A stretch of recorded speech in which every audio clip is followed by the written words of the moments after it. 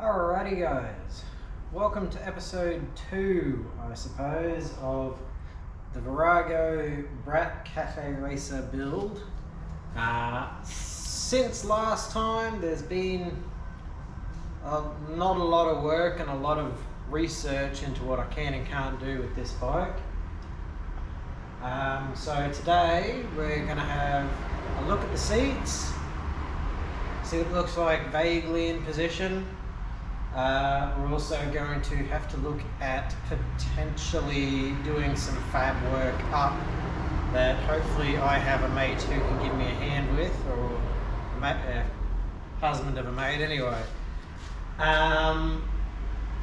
Other than that, we'll see how we go for today. I'm trying to do a little bit of cleanup as I go. I have got the vast majority of the parts now, including a new exhaust, which should hopefully be very nice. And yeah, we'll see how we go. So hopefully from last time you can see that there's been a little bit done. It's not very much.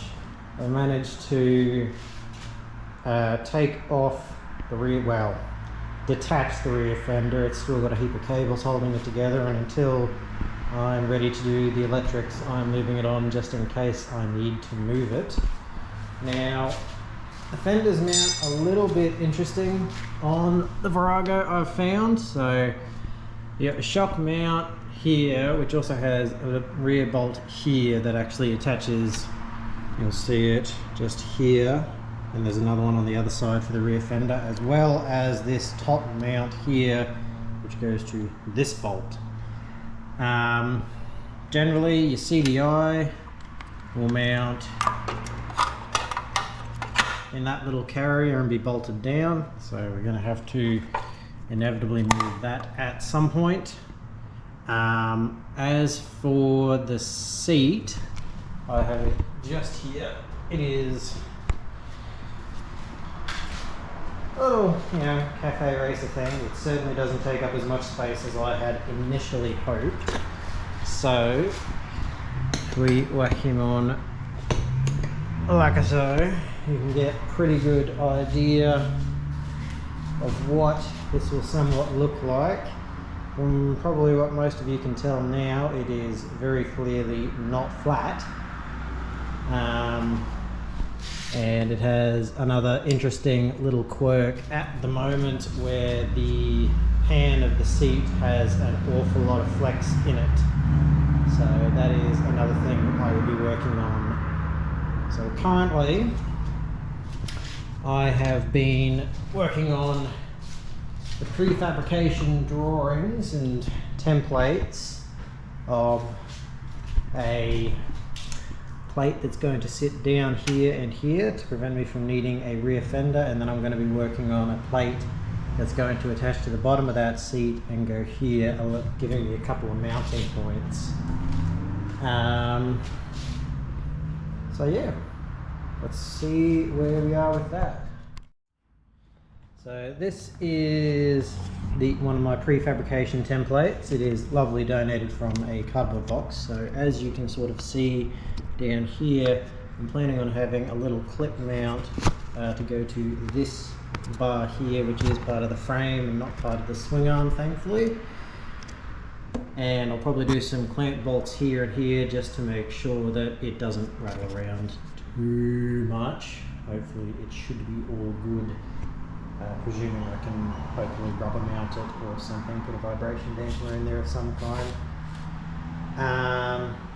As far as doing the templates up, it's a bit of a process, as you can probably see from the sheer amount of cardboard that I have chopped up today. That was version 1.0 just there. It was a little short through here and through here, so I had to slightly redo it. This one's still a little short just through here, and probably a little long here, but I'd rather it be a bit longer, because then once we're doing the actual fabrication work, we can hopefully just do a little bit of cutting at the end just to get it to fit right. So this is my lovely donor box that we got probably about 3 months before starting this project, and it's been sitting in my garage, so I'm kind of happy that I am up to the point where I can start cutting it up and get rid of the bloody thing. So now, from my rough guesstimations on the seat, I'm probably going to need this bigger part here, because my general plan is the seat's going to fit here and go across, and I'm planning on using the stock seat mount here and then this secondary mount point here, so it'll be attached to potentially that base plate as well. Now the other thing with this is it's probably going to have to be pretty hard steel, because quite frankly that seat I put about a third to half of my weight on it and it just bent. I might try and give you guys a demonstration at some point, but it ain't great. Alright, so here's a better view of the seat on. Now, the small problem here that we have is, well, one, we've got this great gaping gap right above the electronics, and this might mean something to some of you. I live in the North Queensland tropics, so it rains a lot, and I'd really like to be able to use this bike somewhat regularly. So the plan here is to fill in that gap with the mount. So basically the plan here is if I bring the seat forward just a touch, you can see it sits just above this mounting bolt for the tank, and hopefully I can basically just run along the base of this seat, which very conveniently has some lovely mounting points for me that came with some pretty basic aluminium bracketry, and it wasn't great. So hopefully I can just mount straight to that. I'm probably going to have to take these rubber spacers out and maybe just trim them a bit, and we'll hopefully be able to use that for some vibration dampening when I'm actually sitting on the damn thing. And we can just pick up a couple of mounting points, you know, along the frame here, and just sort of get it to sit a bit flatter, particularly once I raise the suspension, because currently this is very much a cruiser, so it sits a bit further back on the rear wheel than I might like. So we'll raise that up a bit and we'll go from there. So what we're working on right now is taking out suspension. Now this is probably a two-person job, and I'm gonna see if I can get it done by myself. I'm not loving my chances, but we'll see how we go. So what I've done on this side is I've just broken these screws seal off, and they're just in there finger tight for now. On the other side, I've taken these bolts all the way out. As you can see, my lovely bedpan at the moment. I managed to find some slightly longer bolts that I have lying around that are exactly the same thread, which is convenient, because what I'm using for a spacer at the moment is some wood planks, some 2x4 planks that I have conveniently sitting behind my wad of screws that I have, you know, put some mounting holes in so I can see what height looks right, hopefully. So the idea is take one out, partially put the block of wood in, take the other top one out, more than likely, and see if I can get it to fit in position. Otherwise I will be waiting until my lovely partner gets home to give me some help.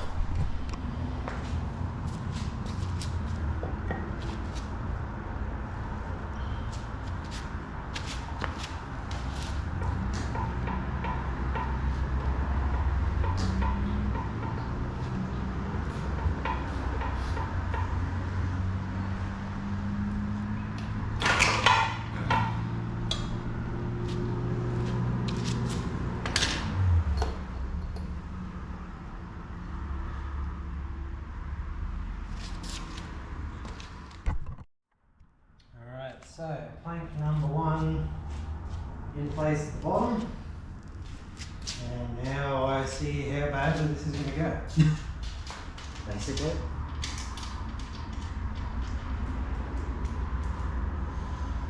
I'm just undoing the bottom do the top as well. These, because they're a bit old and they're a bit seized.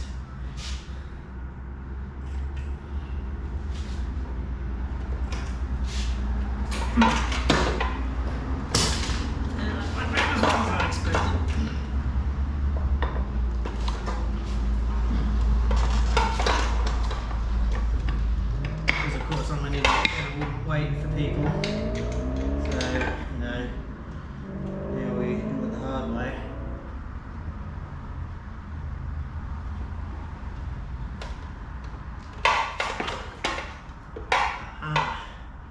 We have in fact reached our first impasse. If I raise this, we're going to end up with conflict from the exhaust. Fantastic.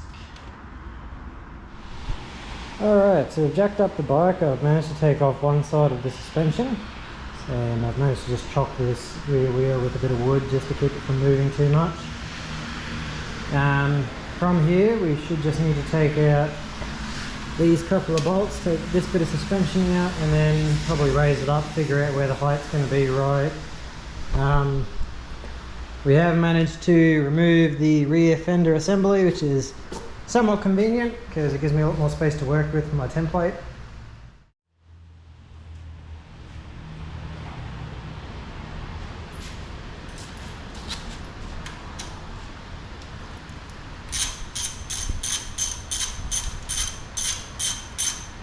Now, a bit of a trick I learned from when I've been doing some research into this bike, and when it comes to taking exhaust off, by all means take, you know, the bolts out, that's fine, but try and take out your top first, so that way it doesn't swing down and start bashing onto, you know, lovely things like exhausts and breaking it.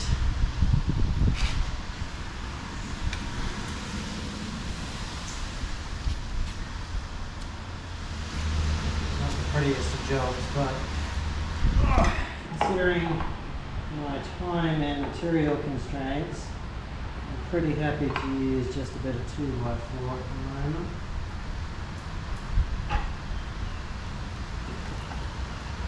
Now, this was something I had thought might be a problem, is this exhaust. Let's see if I can jack this up a bit further. What it's going to do. Yeah, that's going to conflict even with the standard.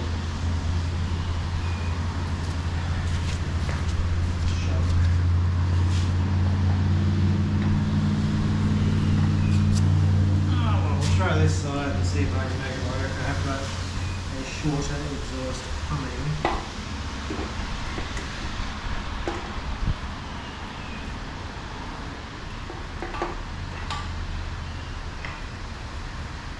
As you can see on this side, since it's working for me, managed to get one bolt in, and then we're going to try and get the other different bolt in and see if I can get a height. I think I may need to raise this a bit more by the looks of it. Alright, so temporarily I've managed to attach one plank of wood to work as quote-unquote suspension, as you can see. Now, I've faced a problem, and I was kind of hoping to not have to deal with this problem yet. I kind of knew about it. Virago's got a really weird exhaust system. So this header doesn't actually do anything. It's fake. I mean, there's a little, hopefully you'll be able to see this, connection point here, which actually brings both of the headers from the blocks through to some exhaust coming through here, through this header, into a collection pot with another header actually back in under here, coming from this rear block, consolidates and comes out. Now that's fine and good and whatever, but there is, see if we can find it, this piece of bracing which actually goes to the rear drum brake. Actually a help allow it to actuate. Also fine, except when you jack it up. When you jack it up, they fail. So my options as it stands is to get the new exhaust that just got delivered the other day and install that, which is kind of something I was hoping to save for a little bit later. Alright, so this ought to give you a bit of an idea of what we were having issues with. So there's a pipe, there's a bar that goes just along here that attaches to the drum, and that's what was conflicting. When you were raising this, you'd end up fouling it basically immediately, which was a bit of a nuisance. Now these things are, like I said, a really weird design, because this pipe does exactly nothing. It is sealed off about halfway up. You can tell it gets just a bit wider just here, and basically rear header, front header meets up, so it's 2 into 1 into 2 exhaust, which is odd. But anyway, hopefully the new exhaust should make life a little bit easier. Alrighty guys, so day 2 of part 2 of the Virago modifications. So we had a few little hiccups yesterday that made it a little bit more interesting to try and do that suspension. I'll show you. So what we've done now is we've got the new exhaust on, so it doesn't have a lovely, great big collection pipe that is going to get in the way when we try and lift the suspension up. The other thing we've had to do for now is take the left hand side pillion peg off, which mounts to this bolt here, just because basically when you lifted the suspension there's a piece of plastic attached to where that pillion peg is, which is actually conflicting with the chain guard and was preventing it from going up to get a good measurement. Now I have had this up yesterday, but I get to do it all again because I forgot to do my template while I had it up on the jack, so we'll get to jack it up again. Alrighty, so we're up on the jack for now, strapped in. Just got a piece of 2x4 underneath the rear wheel to act as a chock and a support. Is I'll take these rear shocks off, and then we'll basically reattach the new quote-unquote shock for now, my wood template, to get it the right height. Got a couple of different heights I want to try. We did one last night. It basically it sat very high, which I liked. I don't know if it was a bit too far. Right, so I've taken off the bottom screw again. I always start with the bottom one because that way it doesn't tend to swing down and hit things such as exhausts, which I'd really like to not happen, because this one was a bit difficult to put in, to put it lightly. I spent a couple of hours doing it yesterday because it had no instructions whatsoever.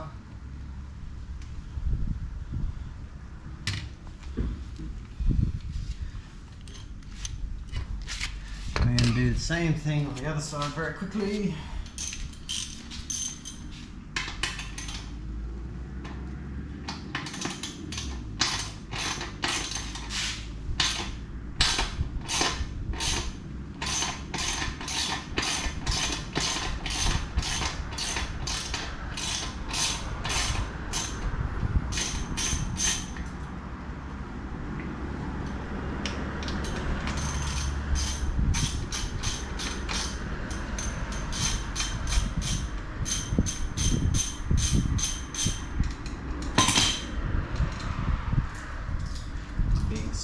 And I'm putting all my stuff in a nice magnetic parts tray that I've got sitting up here out the way so I don't lose any bolts. I had to go hunting for a few yesterday.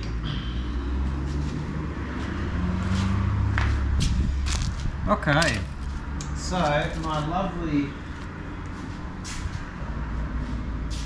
this is my lovely template that we are using to figure out what heights we can put the suspension at.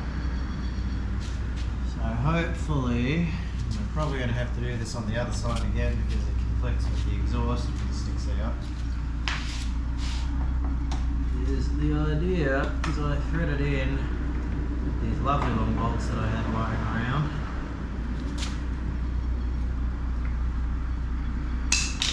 And roughly push it into place. You can see I've got 3 different holes, 310 mils eye to eye, 320 mils eye to eye, and 330 I think. Something like that anyway.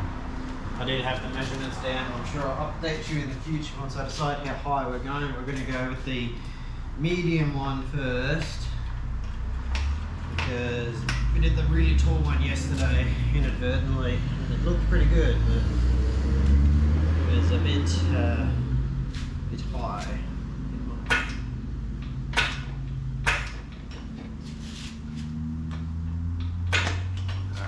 That's roughly in place now. We'll just bolt him in.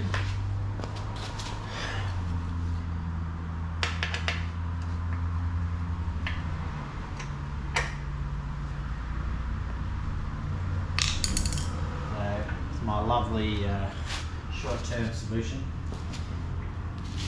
So first things first, we're going to jack this up a bit further so I can get my chock out. Start bringing this down. So the other thing that I have since realised that will probably end up having to happen is the kickstand will need to be extended because we're doing a shock upgrade, and of course if the bike's sitting higher it's going to sit way over further with a nice low bar.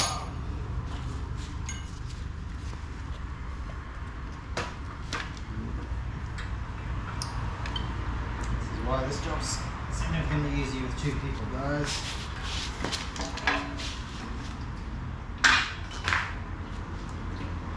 Just put it down nice and gently, then not have to worry about falling over.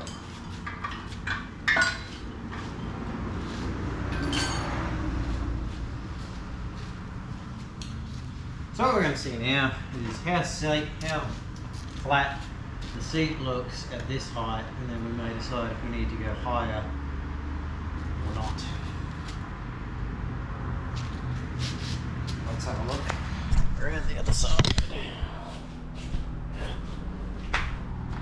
Let's see what she looks like. It's not bad. The only problem I have now is, and this is why we're going to go for higher suspension, is I need to fit my number plate holder with a number plate on it, and there is exceptionally little clearance by the time you've actually got everything mounted on, so we're going to have to go with the taller option, I think. Okay, so this is the super extended suspension. I think it's 360 mils off memory. And look at this. Look at how much clearance we have. So even if I get my lovely number plate, which I think I'm ready to show that one just yet. But here's our plate holder. We need to add about 1 inch of clearance. So if I have that there, still got enough room for the shock to travel even with that there. So now I can do my template as I had intended to show you yesterday. But anyway, there's the brakes. So basically, got to cut up a box and we'll be right back with you. So we've started working on the seat mount. I've cut out my piece of cardboard. Okay guys, so I have finished my little template for the seat bracket as well as the fender bracket at the back. Now, I had a chat to some local guys who have got a shop and they think they'd be pretty well able to do this one fairly easily, so I'll go into them in a couple of days and get them to have a look at it. The other thing that I had issues with raising the suspension was this rear pillion peg, which had to be removed, as you can see. So basically it conflicts with the chain guard, and I think the other thing I might have a chat to them about is potentially raising this chain guard here, and it's got another mount back here that goes behind the suspension, just to give me a little bit more clearance so I can get that pillion peg back on, as well as the fender for the front I'm going to be replacing, so I'll have a chat to them about mounting up the other one that I've managed to get my hands on, and yeah, should be good. But I think that's about going to wrap up what we're doing this time to this poor little Virago. Keep posted. I'll hopefully be putting a few other videos out, probably not just about the bike next time. I just had a bit of time and I thought I'd get cracking on it. See you in the next one.